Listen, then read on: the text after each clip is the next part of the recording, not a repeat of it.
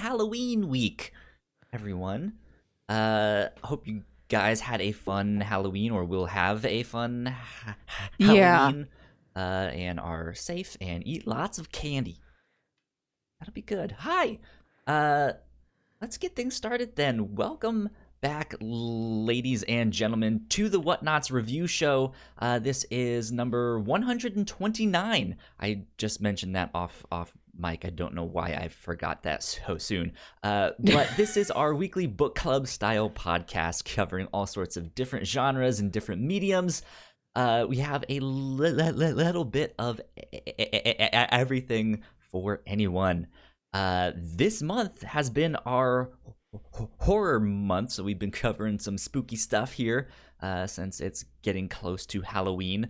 And this will be the last of our spooky month this year.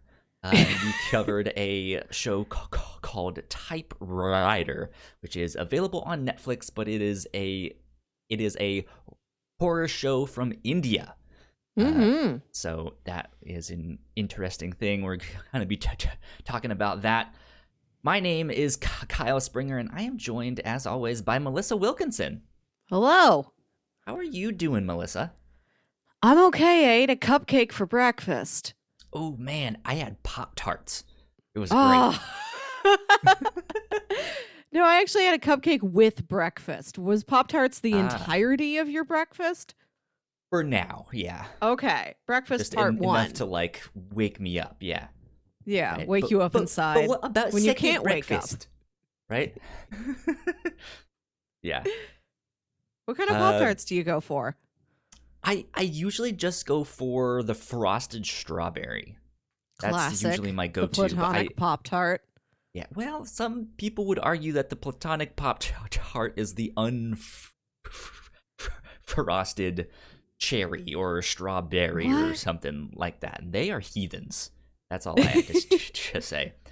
I'm personally a fan of the brown sugar cinnamon, Yep. which I don't think is Those are my super second popular, but I like it because I feel think- like They're pretty popular.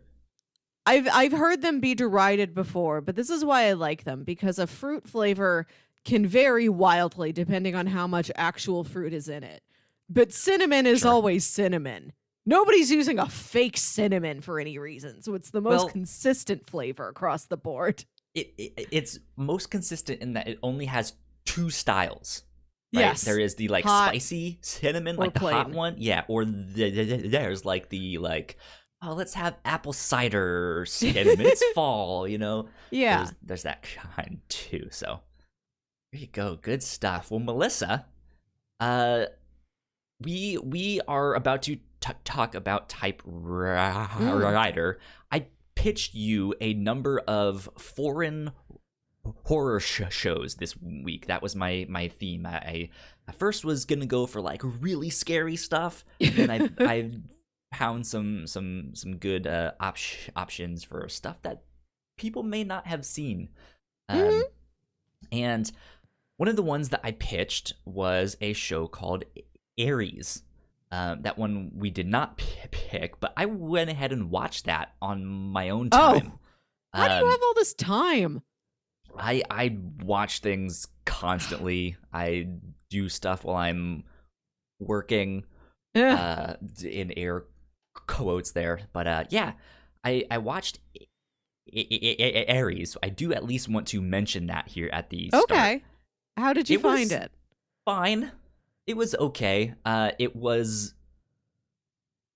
very gruesome and very dark when it was very dark. Okay. I get that.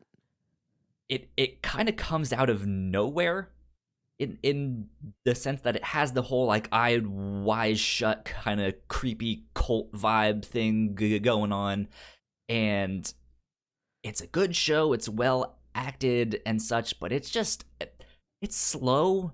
There's not much that happens. They seem to just throw a lot of confusing stuff at you just for the sake of throwing confusing Yeah. stuff at you. Like, you and I are both fans of the show Lost, right? Yes. And they throw these mysteries at you, these weird things, but it's it's slowly. They're kind of doled out Yeah. over time. This is just like all at once. It's like this weird thing and that weird thing and this thing and what is that? I don't know. Who knows?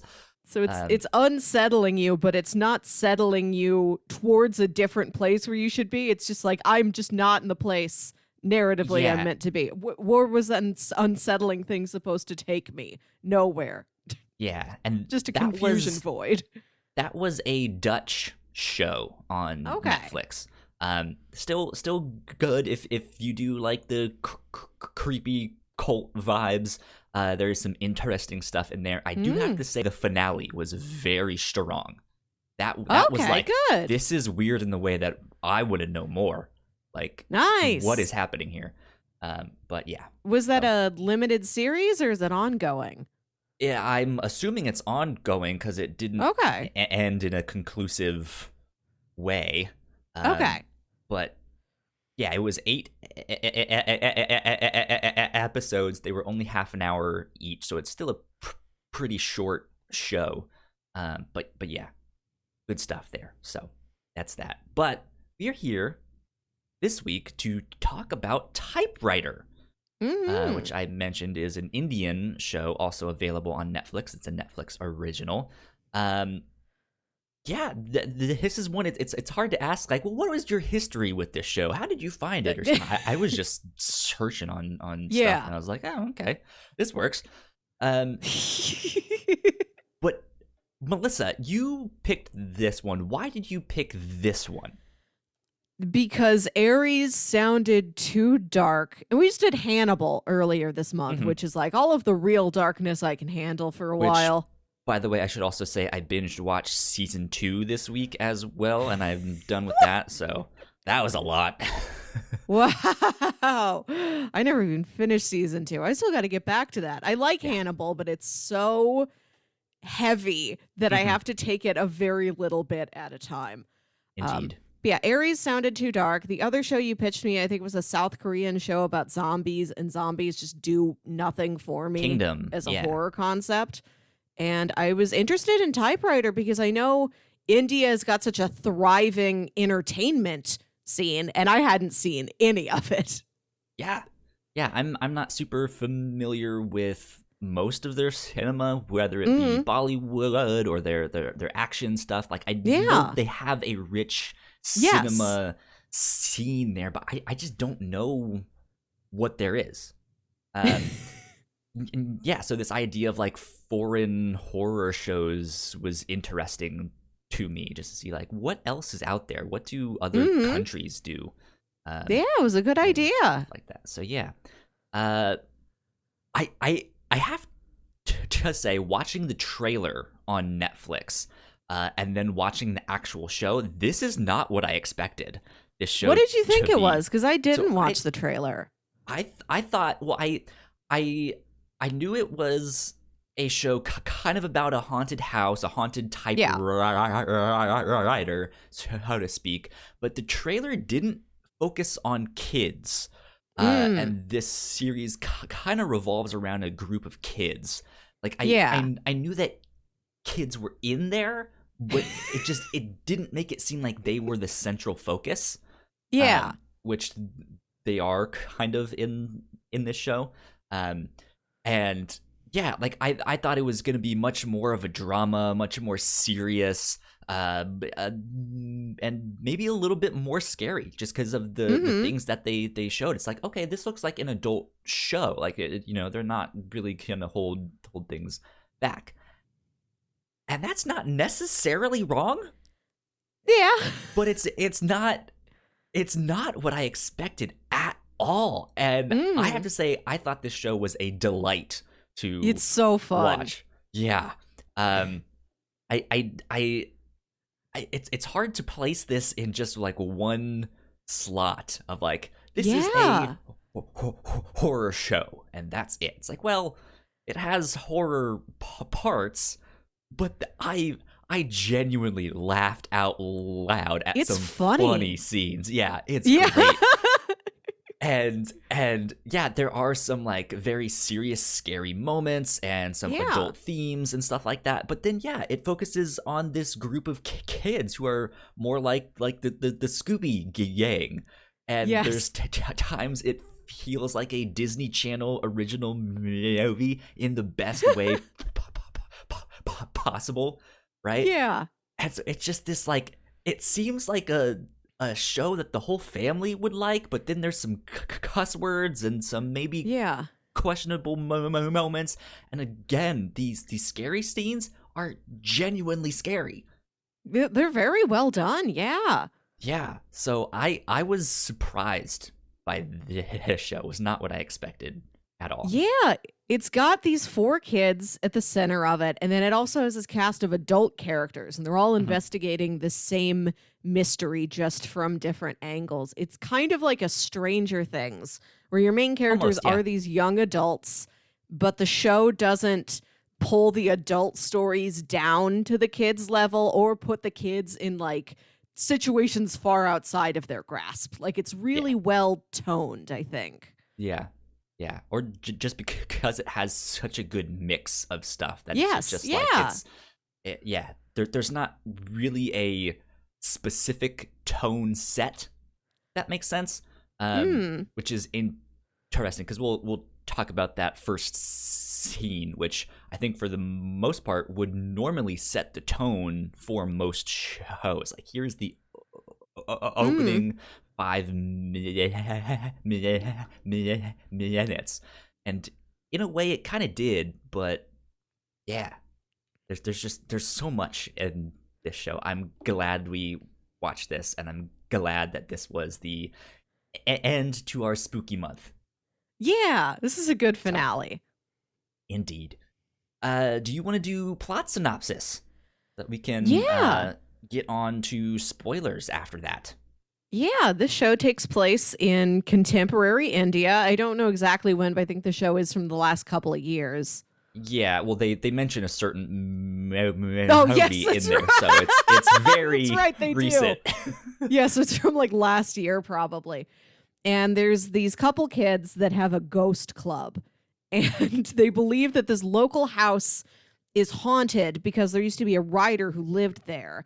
And the writer wrote this book called The Ghost of Sultanpur, which is where these kids get all of their ghost lore and ghost rules from. Yeah, but there's a legend. Kind of like a local legend. Yeah. The book was written in their town. It's kind of about their town, but not really, but, you know. Yeah, but this writer died in a mysterious way. And they're like, he wrote the book the night he died. Like, that's how the timeline shakes out. How did he write this whole book the night he died?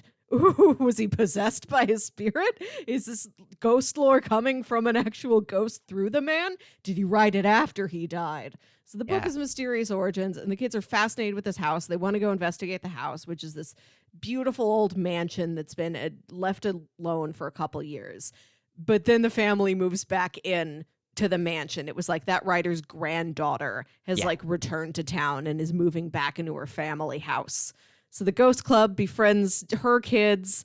They're trying to investigate this ghost story. There's a mysterious typewriter in the house that like the ghost kind of lives in when the ghost isn't walking around stealing that lady's body. Not stealing her body, but copying her body.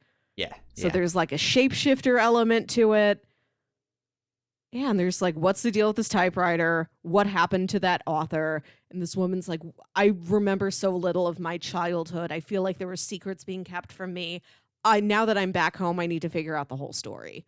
Yeah, well, at first she doesn't really want to. Like, she doesn't really care, but weird things start happening, and these kids are like, but no, there's a ghost. It's real. It's right there. And she's just like, things aren't adding up. Maybe we should investigate this. And stuff like that. So yeah, there's a good cast of characters. Like we said, some genuinely scary moments, some really funny moments. Yes. And yeah, just a great time all around. That said, I don't know if I necessarily need more of this. It looked like they kind of set things up for maybe a season 2. Yeah. as much as I had fun watching this, I don't know if this was like spectacular must watch stuff. It was, it was good. It was a good time, and I'm glad I watched it. But maybe that's about it. I dug it. I'd check out a season 2. I'm also curious because this was created by somebody named Sanjay Ghosh, I believe, who did it's like a Sanjay Ghosh production, written and directed by Sanjay Ghosh. Ghosh, yeah. Sujoy Ghosh. Okay, sorry. So I'm curious who they are and what else they've worked on. It seemed like they had a very specific kind of altruistic perspective. Like this was like a very specific personal creation for them, and I dug the style of it a lot. Yeah. I'm looking at his Wikipedia page, and of course it's all stuff that I don't know because it's all Indian stuff. 2009 is when he made 2019 sorry, is when he made Typewriter, and he was the director, producer, and screenwriter of this show. So there you go. Good stuff. That's one thing we might have to explore more in 2021. More Indian film, stuff like that. Who knows? Let's see. Yeah, I don't think there's anything else that I really want to add to the plot synopsis. Good old Scooby-Doo vibes. Yeah, they do have a dog. So. Yes. They have a yellow lab named Buddy, who's very good. Yeah, well, let's get on to housekeeping. And then we will get into our spoiler section after that. So if you guys did not know, we have multiple podcasts here at the Whatnauts. You guys can find out more information on our website, thewhatnauts.com, as well as your favorite podcasting platform of choice. Just type in the Whatnauts and all of our shows will pop up right there. If you like what we do, patreon.com/the Whatnauts is where you can support us for as little as $1 a month. We have a $3 tier on there with all kinds of exclusive content that you guys can get. And I do have to say, this is not one of the exclusive things, but just this week on the Captain's Log, which is one of our other podcasts, we did our Halloween special, which is our tradition of taking old stories that we've talked about on the Captain's Log and turning them into horror stories. This is just things we've shared from our life and weird things that we've had happen or we thought about or stuff we made up, and it's a good time. So it was really fun. Indeed. You guys should go check that out because I think that was a good one. And and we were like in costume, and we had like spooky lights on. Go look up the video on YouTube specifically. It was great. But yeah, last but not least, big shout out to our Patreon supporters at the $5 tier. So thank you so much, Sam, for helping us out. Thanks, Sam. We appreciate it a lot. Okay. House has been kept. Let's get on to spoilers. Spoiler graphic. There we go. I would like to start out with the actual like first scene of this show. Because that was the thing. Like going into this, I had a little bit of expectation based on the trailer, but I really didn't know what to expect at the end of the day. And man, that first scene is genuinely scary.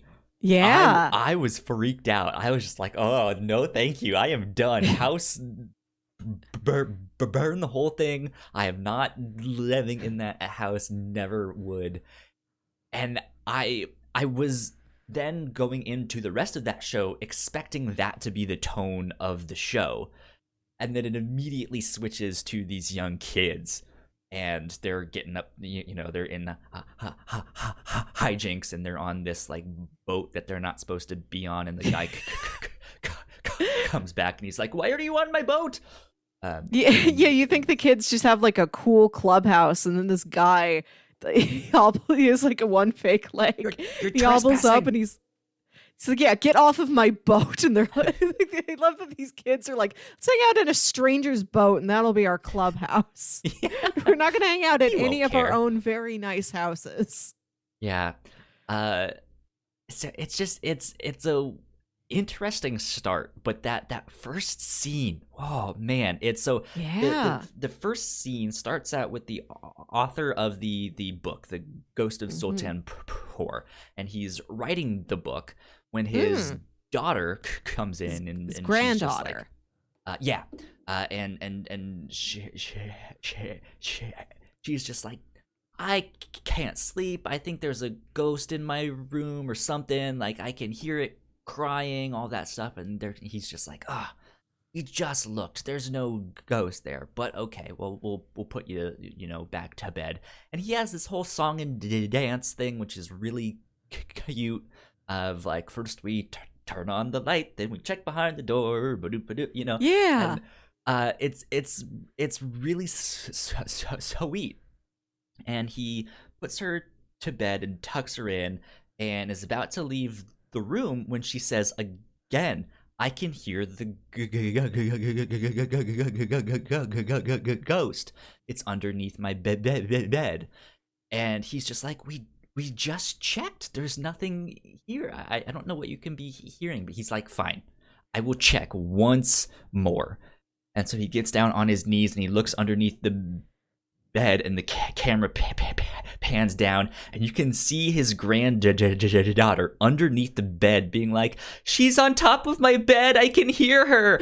And then he's just like, what the and he looks at on top of the bed, and now the granddaughter that's on top of the bed is heading upright, totally normal, just straight faced, and just reaches out her arm. And I was just like, nope, no thank you, I don't like this. I think all the horror in this show is fairly conventional, but it's very well executed. Yeah, like they don't do much with it. They're like, I don't even really want to say there's jump scares. There's a couple things that could be considered that, Yeah. but it like, yeah, they're like, it just, things appear at the right moments. And it just the I think horrific situation of seeing what this ghost's powers are and what they can do is kind of scary to see. Yeah, and the ghost has like a very small, specific, clearly laid out power set. And like, it's the horror in the show is the same type of horror over and over again, but you don't get tired of it. And I think that's also good for like, this is a show starring some young people. If you were showing this to a younger person, maybe like an 11-year-old, I think that would help them take it. Like, oh, okay, that thing kind of scared me, but I get it. I'm not going to see anything different. Like, they're not going to try and scare me with a new different thing. I just have to get used to seeing that thing like 5 more times, which is that this ghost like reaches out its hand and like turns its hand into a fist, and then the person they're facing off against, like, they start bleeding from their eyes and from their mouth, and they collapse and they have a heart attack. And then later, one of them gets an autopsy, and the doctor pulls out the heart, and he's like, the heart is entirely dry. There's not a drop of liquid left in it. Yeah. And so, yeah, like, it's gruesome and scary to see in those scenes, but then it's usually immediately followed up by some comedic moment or something. So like it's not this like nonstop scary hell, you know. Like it's like scary joke, like lighthearted dog, you know. Sweet family moment. Yeah, and like it's bloody, you know, we mentioned the blood, but it never gets gory. Yeah, I don't know if I'd really call it very gruesome. Yeah, and then like it's startling, but it's not jump scares. Like I think it's satisfying as horror content for an adult, but I feel like it is something you could show to like maybe a preteen, and it's like a really good horror beginner level for them.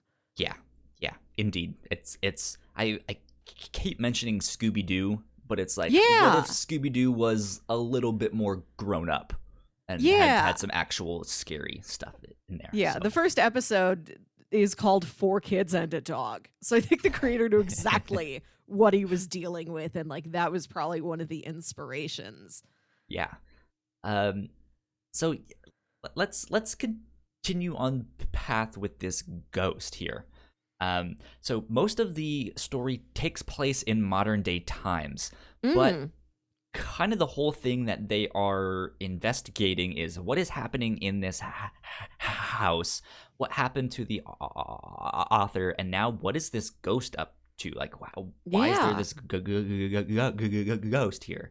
In the midst of all of that, we get these like flashbacks to the 1950s in India, and it looked like there was this healer who had some kind of magical power, some kind of divine power to help, or just they don't really define her powers as much. They say it can be used for good or evil.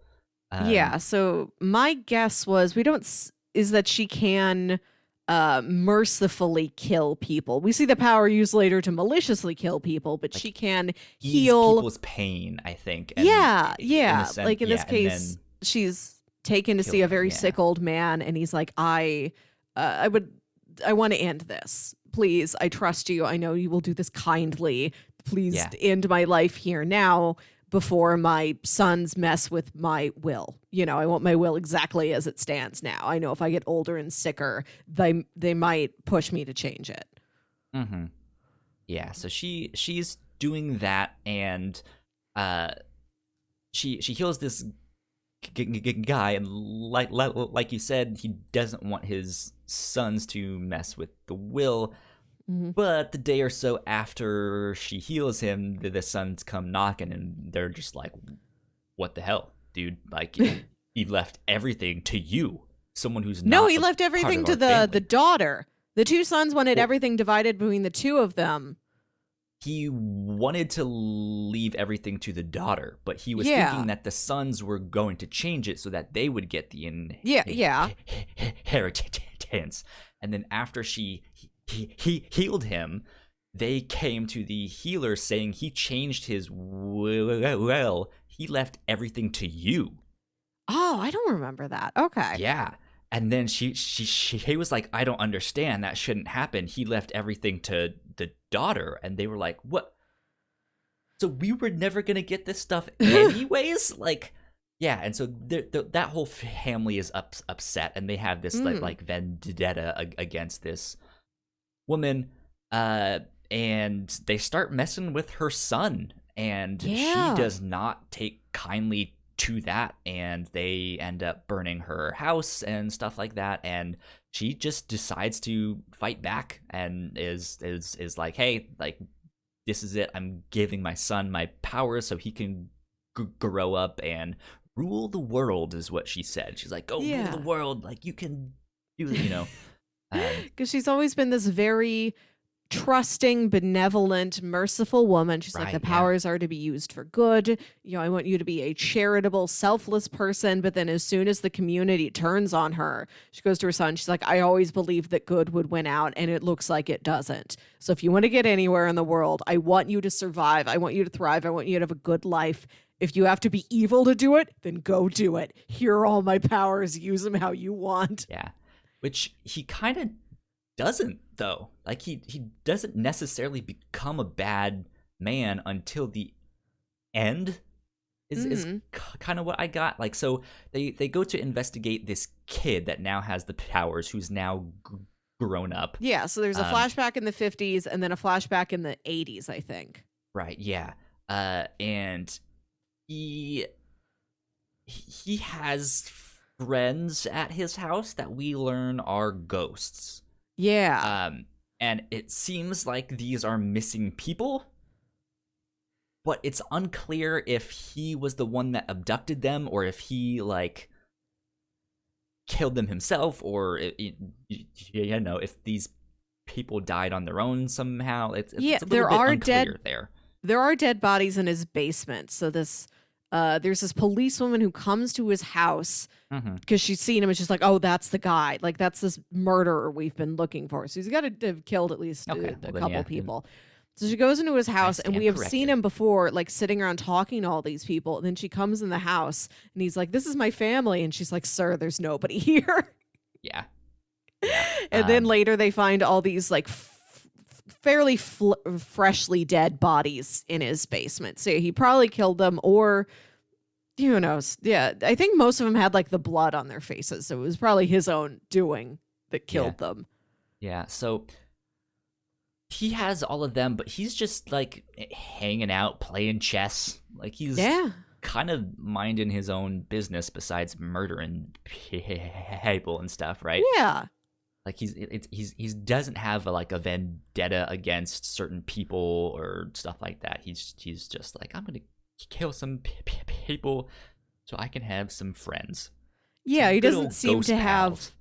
Yeah, he's a bad guy on a very small personal level instead of being like, I am going to take over the town. Yeah. But yeah, long story short, he ends up being arrested. He doesn't like that. He tries killing people, all that stuff. They are about to kill him.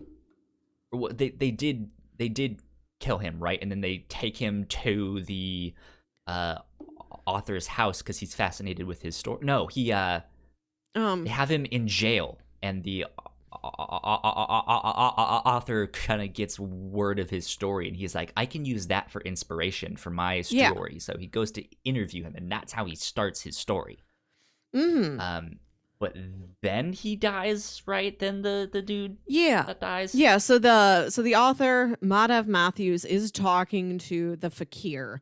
I forget his real name, but they call him the fakir, which I think means like orphan or bastard. It's some sort of insult. Okay. And like the guys in the town who like thought that his mom killed their dad and like rewrote the will, they like brand that on his arm. So it's like the name he goes by for the rest of his life. He's in jail. Madhav Matthews is talking to him, kind of giving an interview like, I'm going to write your story. I'm going to adapt it into my next big ghost story novel. And the fakir's talking about how I can show you how my powers work. You have to bring a child in here. So that's when Madhav Matthews is like, okay, I've got this granddaughter. I seemingly don't care what happens to her. You just told me we need a child around to see your powers, and I want to see those powers. So he tries to bring Jenny to the jail. Her mom won't allow it. The fakir is executed, and then Madhav Matthews arranges for the body to be brought to his house because the fakir told him after 3 days, a spirit will try to return to its body. So keep my body at your house. My spirit will go back there. And then my spirit can like pass its powers on to your granddaughter, I think. Yeah. Or something like that. The dude ends up coming back to life, and they kill him again with the typewriter. And there's also some mention in there of like, hey, a spirit can get trapped in something, and so that's what happens to him. His spirit gets trapped inside this typewriter. He also carved a small version of himself out of wood. There's this really interesting scene where Madhav Matthews is interviewing him in the jail, and he's in he had arranged for, per his request, the fakir to have this like block of wood, and he's got his handcuffs, hands cuffed behind his back, and he's slowly, just with like his own fingernails, this is apparently a very soft wood, he's whittling away this block of wood into like the rough shape of himself. And this is also like a form that it's like a horcrux, like part of his spirit's in there. I think that's what he was planning on doing, is like putting his spirit in that thing just in case, and that could stick around somehow. Because he wasn't planning on being entombed in a typewriter for several decades. Right, yeah. So that's how the typewriter gets to be haunted, and this new family that happens to be the granddaughter grown up move into the house, and they discover this typewriter, and that's when things start going strange. So interesting stuff there. Yeah, and we also see before the fakir is taken in, before he's arrested, like he's got a wife and a son, and they try and use the son to like lure him out. Like he's holed up in this house, and like the police give his son a megaphone, and he's like, "Daddy, Daddy, I miss you. Can you come outside and you talk to these men?" And so it's set up that he has a son who then turns out to be the villain of the whole piece, trying to Yeah. like resurrect his dad, and like he knows he has to sacrifice himself to like bring his dad back to life, and he does. He's like, "Hey, it's me, your willing son. Here's my soul and spirit. I'm dead now. There you go, Dad. Have fun walking around on Earth again." Yeah. So yeah, there's some interesting stuff there. Good, haunting, scary stuff. Mm. I yeah, like I like what they did with these scary moments from the murders that happened there, because they are scary to watch, especially like what got me too is the like maid's Yes. reaction, Yes. where she sees Jenny go Mm. upstairs, and then sees Jenny downstairs again. She's just like, "What the hell? You were just upstairs," and she's not having none of it. She's like, She's "This just is like, the devil's work." yeah. And she's the first one that gets murdered and all of that stuff. But good stuff for the horror aspects of the show. Yeah, and the ghost appearing as Jenny's double, like every time you'd think, okay, I think this one's the real Jenny, it is not. You Like it never doesn't know, do yeah. it much. It uses it just sparingly enough that you never totally get a grasp on like how the ghost Jenny's behavior really differs from original Jenny, because you don't know either of them super well. So that's a neat surprise they're able to pull on you a couple times. Yeah, that was good. But I want to talk more about the kids and kind of the comedic aspect of this show too, because yeah, again, I was not expecting this to be as funny as it was. Yes. I think the first moment that I truly laughed out loud with this show was after the maid dies. Her body's in the morgue, and the two police officers go to like get the autopsy report and stuff, and they get there, and the receptionist is like, "Hey, so the doctor we have, he's brand new, he's only been here a week, but he's hard of hearing, just FYI." And they're just like, okay, that's strange. And there's a couple jokes in there about him being hard of hearing, and then they go back in the room to look at the body, and they say something, and he just completely doesn't hear it. And so one of the cops leans to the other one and says, "I don't think he heard us at all that time." And the doctor goes, "Who didn't he hear us?" Like, what? And well, that's not the funny thing, but in the panic that he's like, "Oh shit, the doctor actually did hear that." He's like, it was Maria. Maria didn't hear us. Maria's the dead body. And so the doctor just looks at him and goes, "She's dead, you fool!" like she can't hear us, you idiot! Like, what is? It's just like, it just gets real goofy for a couple minutes in the middle of this police procedural. Yeah, it was so dumb, and I loved it. It was great. My favorite joke is in the last episode, also with those two police officers, where they've got the little like wooden statue of the fakir, and it's sitting on like Ravi Anand's desk, and his partner Selwyn is like, "It's a doll," and Ravi's like, "Oh, thanks, man. I thought it was just a very tiny human." Yeah. That was good, but I think the best joke is just their like reference joke. We mentioned it at the start. About the movie that they referenced. So we mentioned the bad guy, the son of the fakir, and he has murdered the math teacher at the school, or like the substitute math teacher or something, and he is now like trying to be that person. He's not who he Yeah. says he is. Hmm. And so he's teaching math, and he draws this infinity symbol on the board and goes, okay, today we are talking about the concept of infinity. Who knows something about infinity? And a bunch of the kids raise their arms, and they're like, oh, me, pick me. He's like, all right, you. He's like, Avengers Infinity War. It's the only thing that they know. Yeah. And he's like, no, we're not talking about the Avengers. Something else. Like, and they're like, the Infinity Stones. And he's like, okay, no more Avengers. Does anybody have anything else? And one girl stands up and says, Buzz Lightyear to infinity and beyond. Yeah. Great scene. Just they have these genuinely funny moments that are more of this just like face palm moments of just like of course it's a bunch of kids, of course they like Avengers. Like I think one of the strongest sequences in the series is Operation School Bell, which is when so this Disney Channel this movie got. It's great.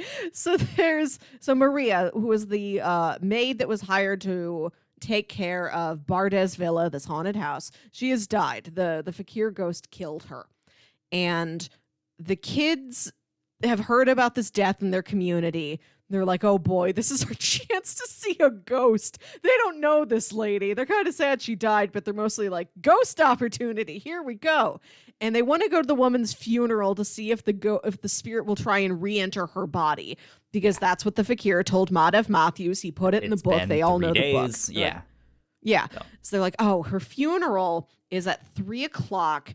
School doesn't let out until 3:30. How are we going to get out of this? We can't all four of us wrangle fake permission slips from our parents to leave for the dentist or something. They're not going to let all four of us out. So their plan is to set the clock back so that the guy who's in charge of turning on the school bell to ring to say it's the end of the day, he sets it off early. Yeah. So it's this whole scheme. We're like, okay, so this guy, he loves his shoes. He's got brand new sneakers. We saw this. And he hangs out in like this little, utility shed that's got the control for the bells. And when he hangs out there, he takes his shoes off when he's not actually walking around. So we're going to send our dog. The dog's going to pick up the shoe, run away with him. That guy's going to chase after the dog. We're going to sneak it. Two of you are going to fight. The teacher's going to send you out of the classroom to the principal's office. Don't go to the principal's office. Go to the utility shed. We have to change the clock. They're too short to change the clocks. They have to like take some stuff to like a yardstick to like move the and hand the magnet. over. Yeah. God, and then there's the scene where like they need to stall. Like the guy got his shoe back from the dog too soon, so they send Gabul out there to like talk to the guy. Like, hey, tell me about your shoe. And the guy's like a huge sneakerhead, and he's like, well, so I didn't know if I was going to be a fan of this style, but it was a really hot drop, so I picked it up, and it's got this interesting foam on the sole of it. And he just it's like this adult man talking like a 10-year-old boy, for like half very an hour. sincerely. Yeah, he's like going into real detail about his Nikes. Yeah. And then when the scheme is over, Kabul's just like, cool, thanks, I go back to class, and like just turns and runs. And the dude's like, all right, cool, we'll continue this I'll next tell week. you more later. Yeah. And the whole thing ends with like the kids like walking out of school half an hour early after the bell rang, and it's kind of in slow motion. There's like cool music playing, and they all high five each other. Yeah, it was just the most Disney Channel Scooby-Doo thing you could do, and it was great. It's delightful. It's like a miniature heist movie in the middle of this. Like it is well really executed as that type of a story. It's just all kids trying to get out of school 30 minutes early. Yeah, to go to a funeral. That's the to funny see thing. if a ghost appears. Good stuff. So let's talk more about these kids. Let's see their names, because they all have nicknames. Well, I think sometimes they're called by their last names, and sometimes they're called by their first names. So it's Sam. Sam's the main girl. Nick is Jenny's son. Gabul, I think, is like the kind Gablu. Got Blue. Okay, he's got like the curly hair, and then Bunty is like the one with glasses. Yeah, he's the nerd Yeah, of the yeah, and they're group. kind of like archetypal. Like we've got the nerdier one, and we've got the kind of a chubbier, sillier one. Yeah, Yeah. yeah. But he like so I think my favorite was Gablu. Mm. Just because he is like of they like the kids themselves are kind of the comedic relief of the show, Yeah. but even within that group, they're not all funny. It's mainly Yeah. Gablu, who's the goofball, and he has the in the opening scenes, he when they are meeting the new family, Yeah. he sees the daughter of the new family. He's I don't know exactly how old I think the he kids are is, but 10, and the older sister Anya is maybe like 14. yeah, she's a few years Yeah. older, but enough to be like a foot and a half taller. Yes, she's right? so tall. And he sees her, and it's just like those cheesy movie moments where he's just like, whoa, she's so pretty, and he's just like hyper Classic. focused on Yes. her, and was like, I will do anything for you. Mm-hmm. And so like he has that stuff. He has a moment where like he doesn't want to sing. He's like, I hate singing, blah blah blah, and they're like, we got some of the older students to play instruments with us, and it's that girl that he likes, and he's just like, I love singing. I want to sing. Great song choice. I love that. And again, like a lot of this comedic stuff, like the horror, is like fairly standard. Like it's types yeah. of things you've seen before, but it's just all executed very well. The kids are all wonderful performers. This show is a terrific cast. It's they like feel timed like very well. Kids, right? Mm-hmm. They don't feel like they're trying to be serious Right, actors. yeah. Or, like they feel like genuine kids, which is They do. a good thing. Mm-hmm. What did you think of Sam? Because she's kind of the main character. She's our Nancy Drew, so to speak. She is. I liked how clear and specific her motive is, which is that her mom died when she was a little baby. She barely remembers her. And she believes if ghosts are real, I can talk to my mom. This is why she wants to find a ghost. She figures all ghosts know each other. So she can go to the ghost of Maria, this old maid in her community, and be like, do you know mom? Can you talk to mom for me? And her dad, who's this police officer we've mentioned, like, doesn't get it, doesn't like that, you know, she's up to all this ghost nonsense, which a lot of it involves like skipping school, hiding out on a stranger's boat. Like she is call bunting, right? Or booking? Bunking. It's like, yeah, you bunked school today. Yeah. You need to go to class. That was an interesting term. I was like, why do they keep calling it bunking? I've never heard that. So. Yeah. There's some interesting different cultural phrases in the show that were neat to hear. But yeah, he doesn't like that his daughter does this. But she's talking to him. She's explaining, she's obsessed with this guy named Dr. Spirit, who's this like medium sort of guy who like does talk show circuits. He's going to do like a performance at their local carnival. We've brought in Dr. Spirit. He will talk to the audience. He will tell you the secrets of ghosts. Like she's obsessed with this guy, and she's trying to explain him to her dad. And like you see it click with the dad. And then the next scene, you see him like driving around with his partner, and he's like, I figured out why Sam's so into ghosts. She thinks ghosts are going to lead her to her mom. And I really appreciated that they got that out of the way in like the first half hour of the show. Yeah. Yeah. Like he doesn't like what his daughter does, but he comes to understand it pretty quickly. Yeah. The dad, the cop, also had a good like introduction in the show. Because the kids are spying on this new family from up on this ridge, and they hear a car coming. They're just like, oh no, run, you know? And so they start to run, and this cop gets out, and you don't know that he's related to them yet. And he's like, stop, or I'll shoot. And at first I was just like, oh shit. Like, yeah, this is intense. They all freeze. and they're just like, oh no, like we're busted, and they turn around, and he has this interaction with them, and yeah, it just like soon after, Sam was like, but we didn't mean anything by this, Dad, and you're like, oh, okay, Yeah. I see what's happening here. But yeah, it's good. And then when he introduces his kid and her parents to the new family, he's like, don't watch out for them. They're hardened criminals. Yeah.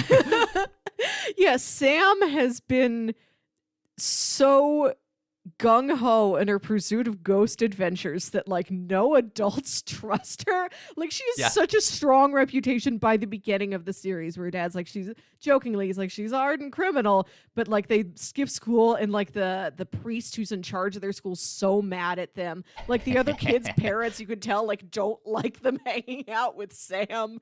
Like at the end when like Gablu's telling Bunty's parents like, don't send him away to boarding school. Like, we'll be done with ghost adventures. Like, let him stay at our school. They're like, okay, if you never skip school again and you stop being friends with Sam. Yeah, no more friendship. Like, well, we'll do what we have to do. Yeah, that was good. Yeah, good characters. I liked Sam. I liked Bunty. He is the one I feel like we, despite Sam like wanting to speak with her mom and like connect, I think Bunty was the one that I felt for the most. I think specifically because of that.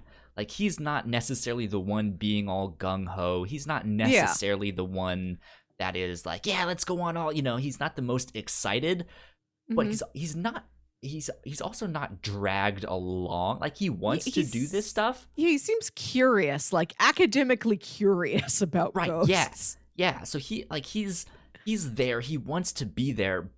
But yeah, just from a certain perspective, he does feel like he's kind of dragged into a lot of the stuff, or maybe more than he would like, right? Like he's like you said, he's curious, but doesn't want to go too far. And then he's always just like, Sam, dang it, Yeah, like they want to go on ghost adventures, but they have to do it Sam's way, which is we're going to keep skipping school. Yeah, skipping school and going in haunted mansions and Yeah, crashing a funeral. Yeah. And so I kind of started to feel for him. Like, he's the one I felt the most sorry for. Of just like, oh man, like one day they should listen to you. Let Bunty lead the team for a couple weeks. Yeah, exactly. I don't know. I liked Gubbaloo. I think he was my favorite though.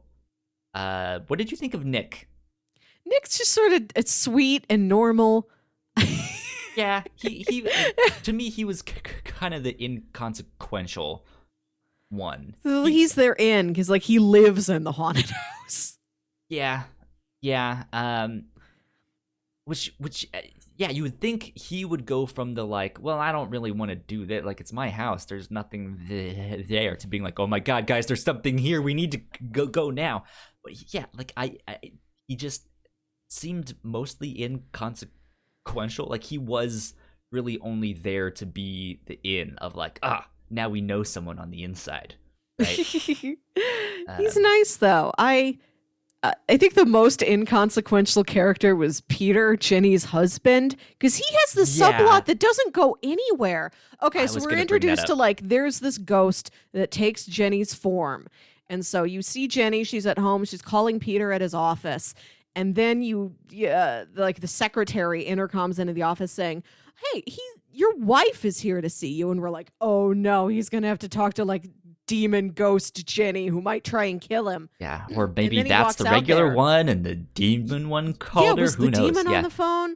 But he walks out there and it's just this other woman we haven't seen before. And it turns out like the reason why they moved is that he got into like bad business dealings back in Mumbai, and he has a legitimate new job in Goa, the town where they live now, but seems like also failed is what happened. Yeah, and he had this woman like invest all of her husband's money into his company, and then it didn't work, and the woman's like trying to get all of this money back for her husband, and they're referring to it in a term I didn't recognize, so I don't know how much money it is, but it's a large enough amount that he's like, how am I supposed to get that for you? What, you want interest? How am I going to do that? And like he slept with this woman, and this woman's like holding that over him, like, I need all this money or I'm going to tell your wife that you slept with me. And at the end of the series, he's going on a business trip that I thought was going to connect back to that plot. But no, it seems like it legitimately was a business trip, and it was just a reason to get him out of the house. Like they also said, like the daughter is also going on a school trip. Like those don't mean anything. It's just a way to narrow down the amount of characters that are going to be in the mansion for this ghost climax of the story. Yeah. Like I thought... Go ahead. No, I'm just saying, like, it seemed like that story was going to go somewhere, even if it was just going to go to Jenny finds out, she's mad at him, she leaves him to date Ravi. Because it seemed like those two were starting to have a thing going on. Yeah. Sam and Nick did develop kind of the sweet, like, sibling-like relationship with each other. But no, none of that ended up happening. Yeah, I thought he was a good actor. Like, I liked him. Yeah. He was a likable and charming guy. Yes. But, yeah, like, this woman showed up and was demanding money, and he's like, why are you demanding? Like, that the company failed and all of this stuff, and it turns out she never told her husband, so she's trying to swindle him out of this money that he really doesn't need to pay back, but he's also doesn't want to ruin his marriage by having this strangely hot woman being like, oh yeah, your husband slept with me on this business trip. And she, like, yeah, it's this weird plot that really doesn't go anywhere. Yeah. Like if we had to cut something out, I think just that definitely whole plot, like that whole character, to be honest, like the husband really just doesn't make need him to like be there. Just make him busy with work. Like, he's there, but he's always at the office. Yeah, like, that would be totally fine. And, I think we could cut that out. Or, like, I was somehow expecting, like, maybe she is just trying to get him for the money that this book has made. Like, he married into a rich family because of this book or something. But it looks like the book is just this old book, that didn't really make all that much. No, it seems like the book did do fairly well. Like, most people have heard of this book.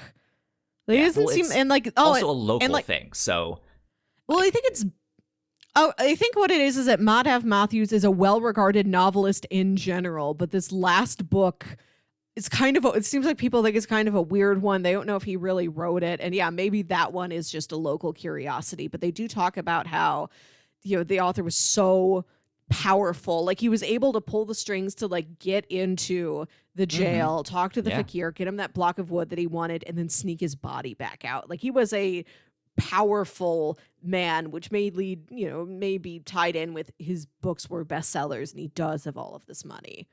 Yeah. Like, I was expecting that money to somehow tie back into the ghost or like the family of the ghost. Like, does Fakir, does he secretly have a sister that we didn't know about? That was like, because I don't think we didn't really see the father, right? Like, maybe she, like, somehow she's also related and is to, I don't know. But yeah, it went nowhere. Yeah, and like a lot of the other storylines are pretty connected. Like, we talked about how the kids were hiding out on this guy's boat, using it as their clubhouse. That guy used to work at Bardez Villa. Like, he saw some of the stuff that Madhav Matthews was up to with the fakir. There's a scene guy that where owns the bar, who also used to work there. Yeah, like there's a lot of the minor characters and elements in play, like, get really wrapped up tightly with each other. Like, the villain of the piece, is the math teacher at the kids' school. Like, everything's so connected, and then there's just this one lady who has nothing to do with anything. Yeah.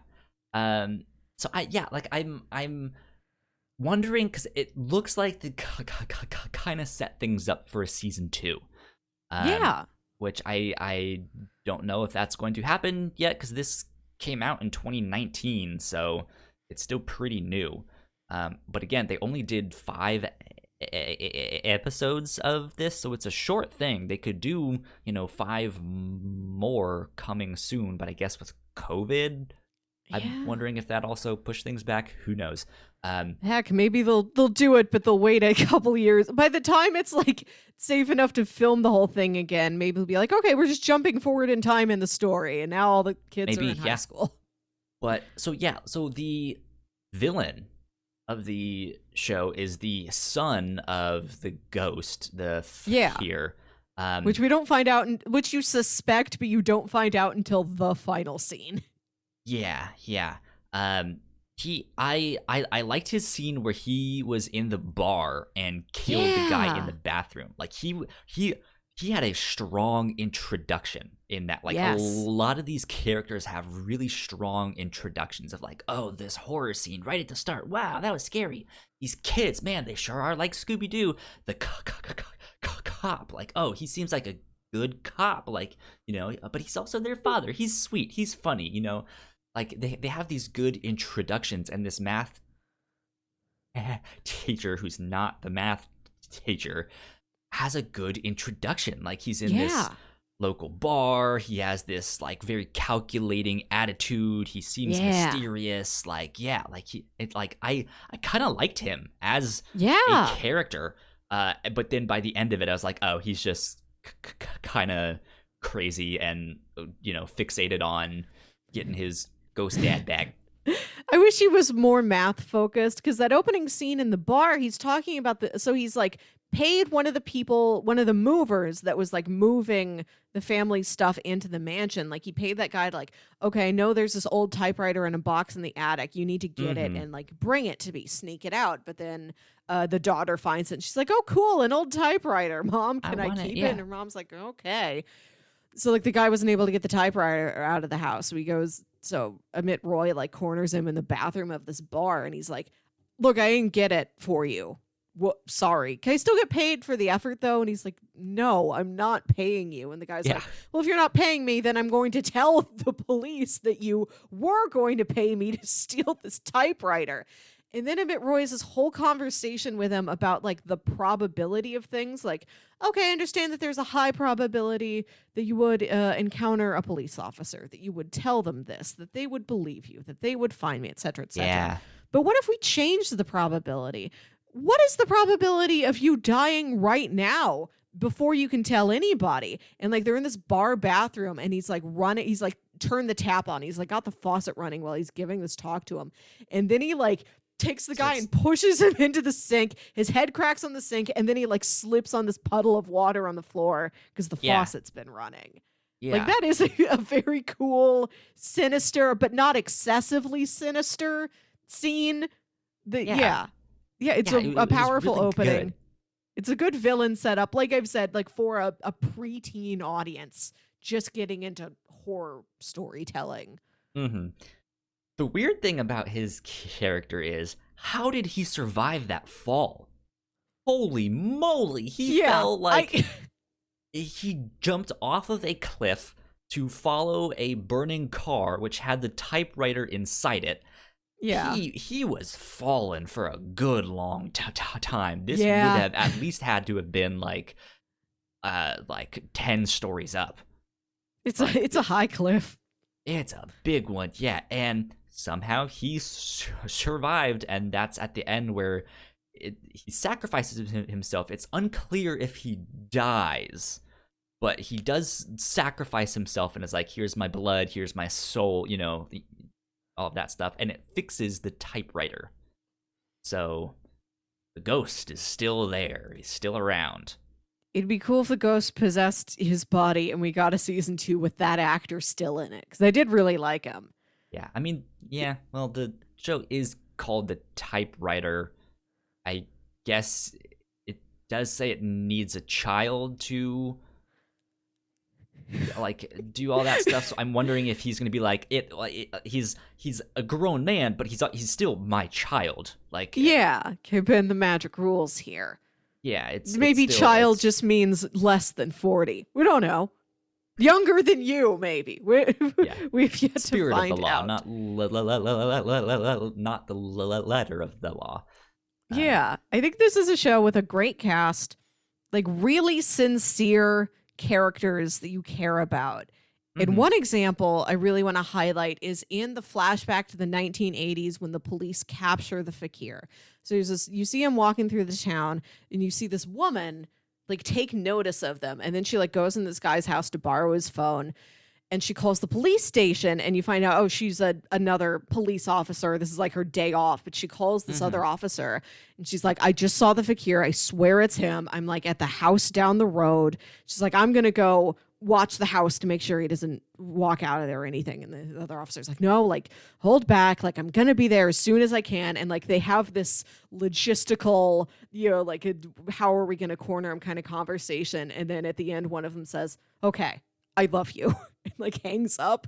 Like these two have been a couple. And then the fakir kills her when she tries to like talk him down. And there's this great shot at the end of that scene where it's her body like in the back of the police car. And then her partner, this other officer who lived through the ordeal, is just sitting there staring at her body. And it's kind of a low angle. And you can see a lot of like the trees through the windows of the car. And it's just like this moment of solitude that sort of hangs there. It's a beautiful shot, and it's these characters you knew so briefly, but like you became attached to. Yeah, you're just like, oh no. Like what a great It was real love. What a small but very important ingredient to throw in there. Like, okay, these two police officers are going to call each other. One of them just says, I love you at the end of the conversation. And that adds so much to the story. It does, yeah.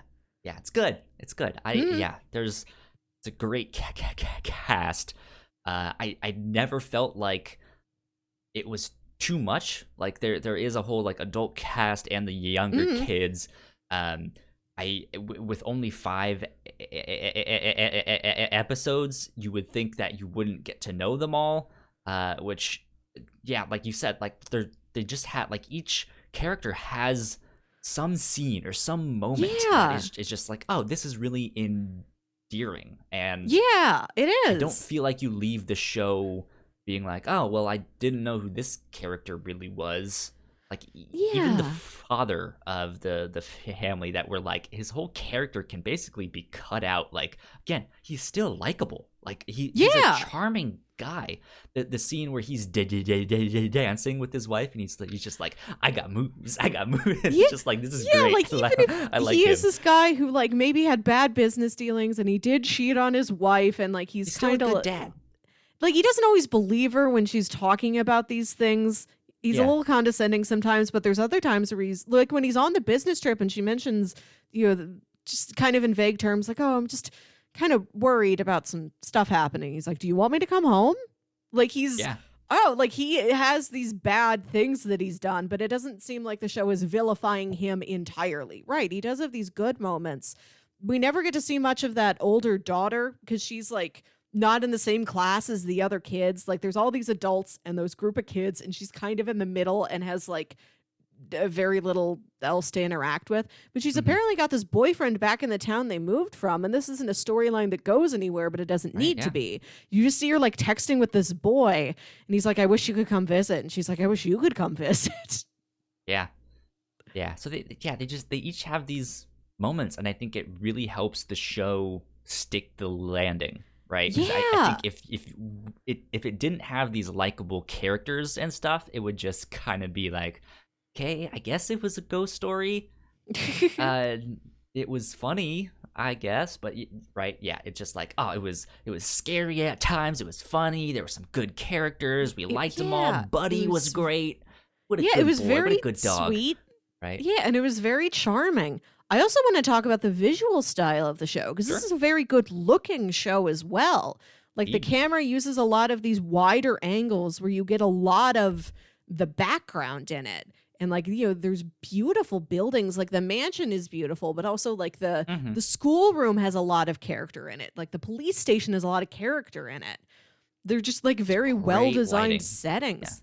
Yeah. Like it looks very cinematic. Like it has that it does production look to it where like things are shot at the golden hour and it has that real like dreamlike quality to it. But colors are very lush.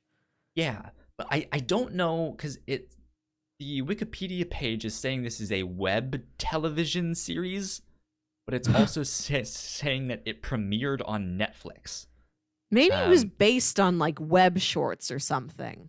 It could be because that I've seen Netflix do stuff like that before. Because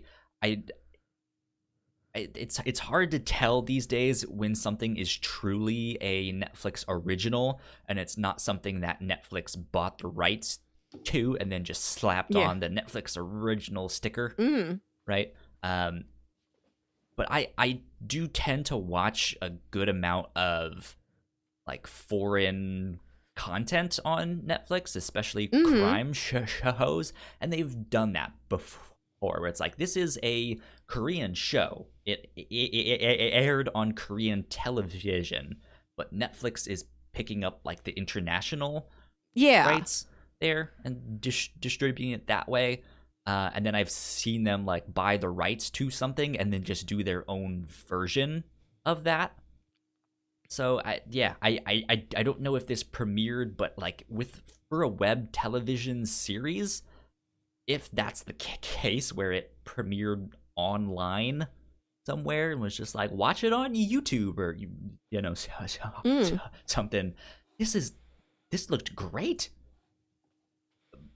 Yeah, but it may have also just been a Netflix original. So yeah, I don't know. Yeah, it seems like it's got a decent budget behind it. Like I said, like every setting looks, or at least it's shot very nice. Oh, the flashbacks where like they go back to the 1950s, especially. Everything's very, and they're like simpler buildings. It seems like that's a community that didn't have very much money, and it's from so long ago. Like things are just, you don't have the big fancy mansion or anything. Like it still looks beautiful. Like I loved the way it was shot and like getting to soak in like the Indian landscape and what the buildings look like. Yeah. I was just about to say something that was piggybacking off of that. Now I completely forgot what it was. I like the shots too. Like I said, there's a lot of wider shots. There's a lot of lower angle shots, like kind of from the perspective of the typewriter almost. It's good. Yeah. That would make sense. Oh, I was about to talk about the special effects because you mentioned the budget. There really isn't many special effects. I think that's partly why it looked so good. Like there is no ghostly effect. There's no transparency. There's no one really flying. I think the one scene that kind of really used that is when the teacher jumped off of the cliff. Like you could kind of tell it was like, okay, that didn't look great, but my favorite special effects shot is at the end where you see Jenny take the fakir doll and she's burning it in this like little fire in her yard. Yeah, and and she throws the fakir doll in, and then it has like a little skeleton inside, and there's this like 6-inch high flaming skeleton that runs out of the fire and she just tries to attack her. It. She just like stomps on it, and then she says, "What the fuck?" Like, yeah, I agree. Yeah, I mean, like it's that and the scene where he jumped off the cliff. Yeah, that's basically it. There's no like magical things. Yeah. But like that's it. So I feel like they could really spend their budget on like after the post production and just making these shots just look beautiful. Yeah. So good stuff. Good stuff indeed. Do you have anything else you wanted to mention with this? I think I'm about typewritered out. Yeah. I thoroughly enjoyed it. I thought it was really charming. Delightful. And yeah, and I like we've been saying, I think it is a great all the most ages type of program, because like it's mostly about these 10-year-old kids, but like as adults we didn't like, I never felt like I was watching a kiddie show that just had adult scenes in it sometimes. There were But I also some looked at cuss it and like, words. There were yeah. a few kind of adult themes. Yeah, like when that woman shows up to talk about how her and the dad had an affair. Like, I Yeah. feel like that moved it the whole show up like 2 or 3 years in a child's age where you could show it to them. And But the yeah. scary scenes where it was Yeah, just like this. Some children probably not. But like I looked back to myself at like 11 or 12, and I think this would have been great for me. Yeah. So good stuff. Good stuff. Mhm. Let's move on to recommendations. Yeah. Melissa, what would you recommend to people that liked this? It's tonally very different, but I thought I would talk about the other child-centric ghost story from an Indian director, The Sixth Sense. There you go. I watched it a couple months ago for the first time in years. It's still very good. The magic of The Sixth Sense does not wear off with time. Good stuff. Yeah, that's a good recommendation. Sixth Sense. Been forever since I've seen that. Mm-hmm. Let's see. When did we do it? We did on episode 25. We did Scooby-Doo Mystery Incorporated. Of course, we have to recommend some Scooby-Doo. And I think this is the best of the Scooby-Doos. Yeah, so we covered season 1 of Scooby-Doo Mystery Inc. Yeah, and that was a fun time. It's the same Scooby-Doo characters, but it has a little bit more of a plot between the episodes. So it is kind of aged up a little bit in that sense. So that's kind of why I feel like this would be a good match with Typewriter. Yeah, the kids have a richer teen romance relationships with each other. They've got richer relationships with like their parents. There's this whole drama, like the whole show takes place in one town, and there's all these secrets behind the town, and that a lot of their parents and a lot of like the public figures like the mayor and the sheriff and everybody are all wrapped up in. Yeah, it is it's all the Scooby-Doo you know and love, but it's more mature storytelling with higher stakes without it being edgy or anything like that. Yep. Indeed. I also want to recommend Gotham Academy, which I know I've recommended a few times before on a number of things. Many times. Yeah. Many times. But it's a good book. Yeah, go for it. But yeah, so Gotham Academy is basically Harry Potter set in Gotham, in the world of Batman and stuff like that. However, you really don't see Batman. I think Bruce Wayne makes a couple cameos and stuff like that. But yeah, it's this kind of private school, and these kids have gotten accepted into this school, and they go there, and some of the school teachers are like vampires or stuff like that. So it's just this like magical feeling with these kids kind of discovering it all, and it's set in Gotham, and Maps Mizuguchi is one of the characters in there. She is new to the DC universe from this book, and she is great. She's now one of my like all-time favorite characters. She's wonderful. So go check that book out, because that is like the right level of spooky stuff. So you have anything else to recommend? I guess Stranger Things, which I compared the show to. Mention that.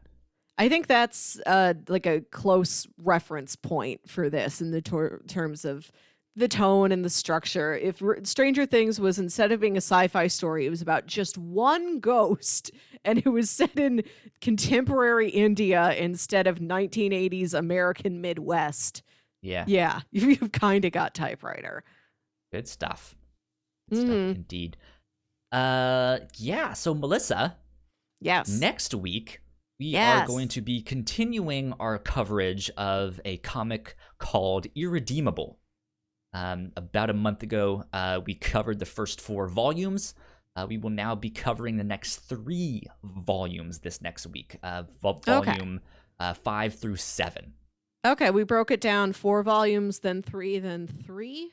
Yes, 4, 3, 3 Okay. is what we're doing there. So this is what we do at the end of every month. We like to cover a longer story that we cannot cover in 1 week, or just something that we want to, do the entirety of, instead of like, hey, we read the first volume or so, So yeah, we are currently reading through a comic called Irredeemable.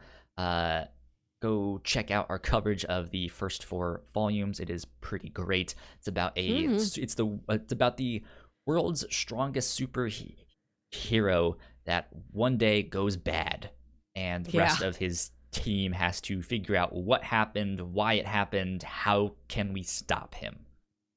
So yeah, it's a good book. So that is what we will be doing for next week. That's volumes 5 through 7, 5, 6, and 7. But Melissa, were you ready to pitch the stuff for the week after that? Yeah, so for 2 weeks from now, which I forgot about until yesterday, 'cause I forgot which one of us even picked Typewriter in the first place. I mean, hey, if you technically want to wait till next week, oh no, I've got them. You could. I have them. I think it is nice to have the 2-week lead time so you can pace yourself out. So I picked one thing to start with, and then I kind of developed a theme around it. Okay. So the story I started with, this is a manga that I saw on Comixology months ago, and I'm like, wow, this seems really strange and interesting. Let me write this down and we can get to it. And I forgot about it for months, and then yesterday I was like, oh dang, I have to have pitches tomorrow. Oh, remember that? I'll pull that one out. I haven't done a manga in a while.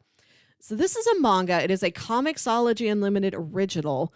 Well, it's a pre-existing manga in Japan, but Comixology has like the exclusive rights to the translation. This is a manga called The Drops of God. And it's all about wine. Wine tasting. Yeah, I've seen this one.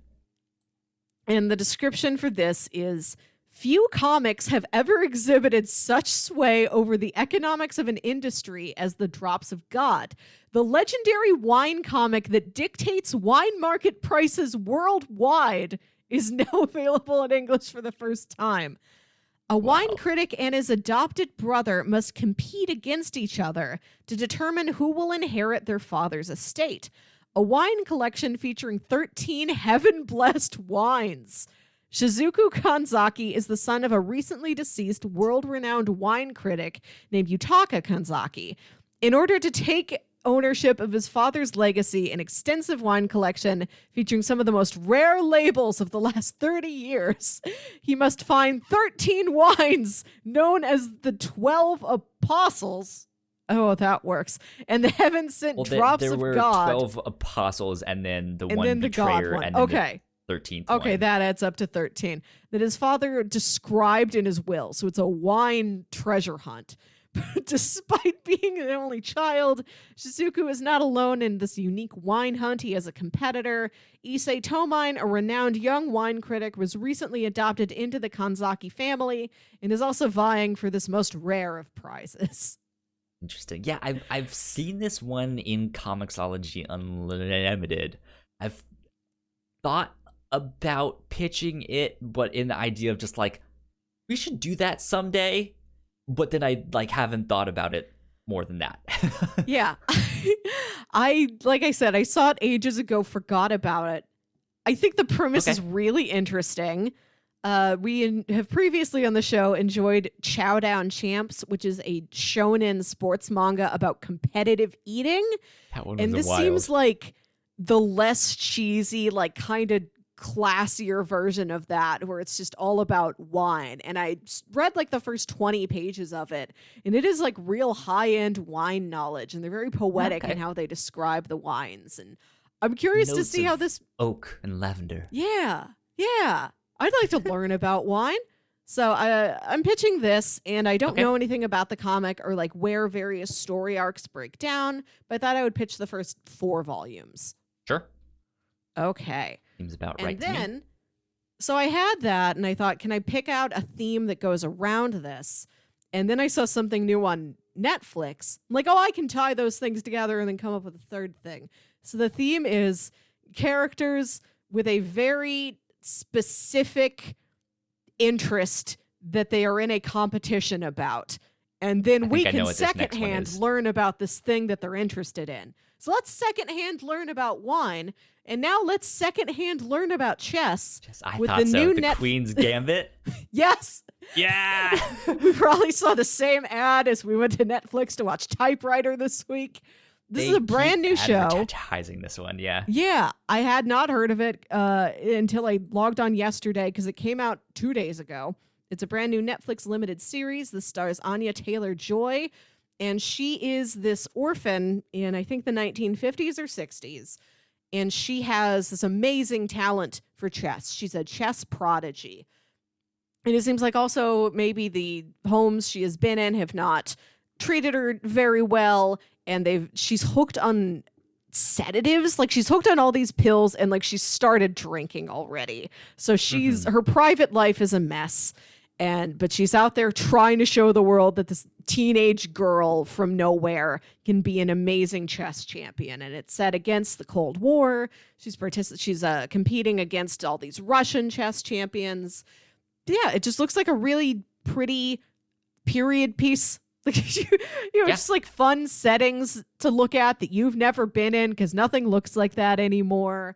It looked like it was sort of dreamlike in how she she visualizes the chess around her. Maybe all these drugs she's on kind of make her hallucinate. Like, she's just falling apart and trying to win at chess. Yeah, it looked interesting. I've heard one person I follow on Twitter be like 10 out of 10. It was great. But that's it. That's all I've heard. But yeah, they have this is been like, so watch new. The Queen's Gambit. Netflix is just like, it's here, it's new, it's now. Do it now. Go, go, go. Anya Taylor-Joy, you love her. And like, I've actually not seen her in anything. Like, I know things that she is in, but I have not watched them yet. So this would be my introduction to her. Okay. Yeah. I think this is 7 episodes. Good stuff. So we've got a fascinating competition about wine, one about chess. I'm like, what's another fancy rich person hobby that we can watch people compete in and like maybe secondhand pick up some knowledge about?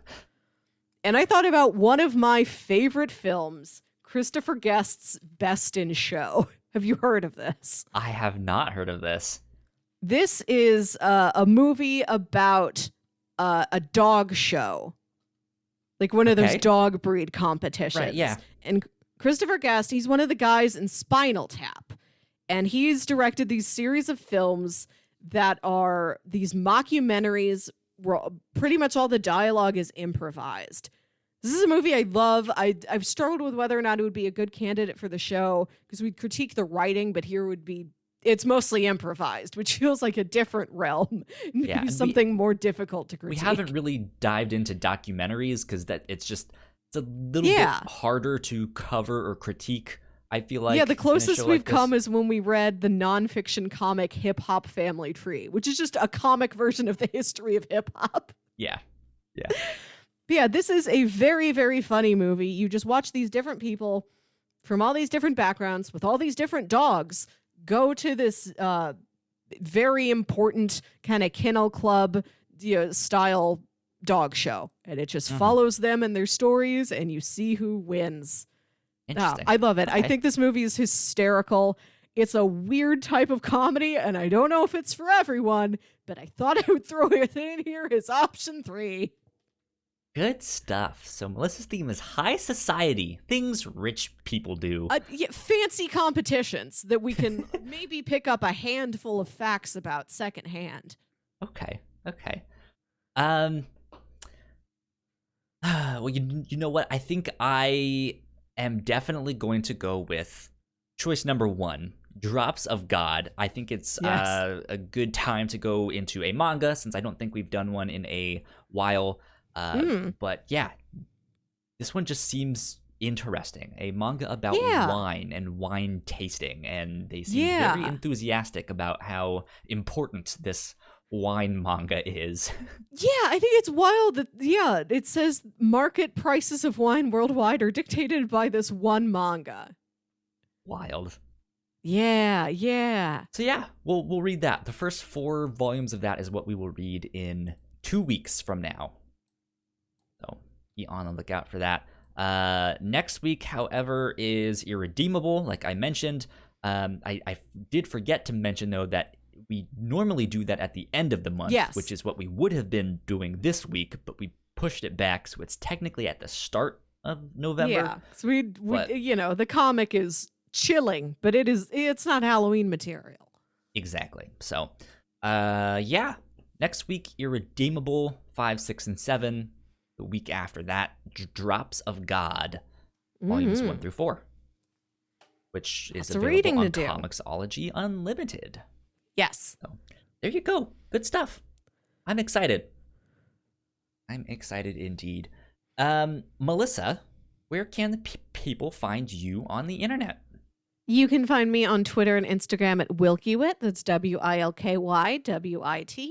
On Halloween, I am also supposed to be dropping my new podcast I co-host with my brother called Saturday Morning Obscurities, where we take a look at weird old kids entertainment that we half remember and we recap it and tell it to you.